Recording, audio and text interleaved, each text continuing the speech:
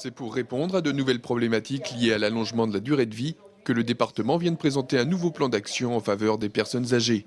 Personnes âgées qui souhaitent rester le plus longtemps possible à domicile. En Vendée, 85% des personnes, âgées de 75 ans et plus, sont aujourd'hui dans ce cas. Une spécificité auquel le plan Bien vieillir en Vendée s'attache à tenir compte.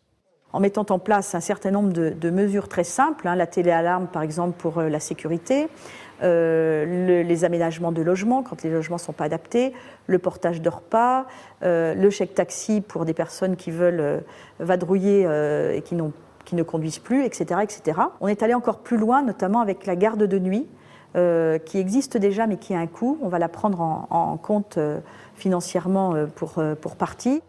Reconnaître et valoriser le rôle des aidants, par notamment un suivi personnalisé de leur santé dans le cadre de la prévention, est aussi un autre axe de développement.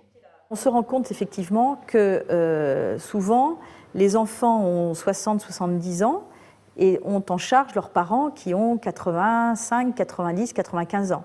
Donc les aidants sont souvent un petit peu à bout de souffle, surtout quand il y a des problèmes de santé ou des troubles du comportement, etc. Et on s'est rendu compte que jusqu'ici, on pensait beaucoup à la personne âgée, ce qui est très bien, ce qui est notre vocation, notre mission, mais qu'on oubliait un petit peu les aidants qui sont eux-mêmes âgés et qui peuvent avoir aussi des soucis.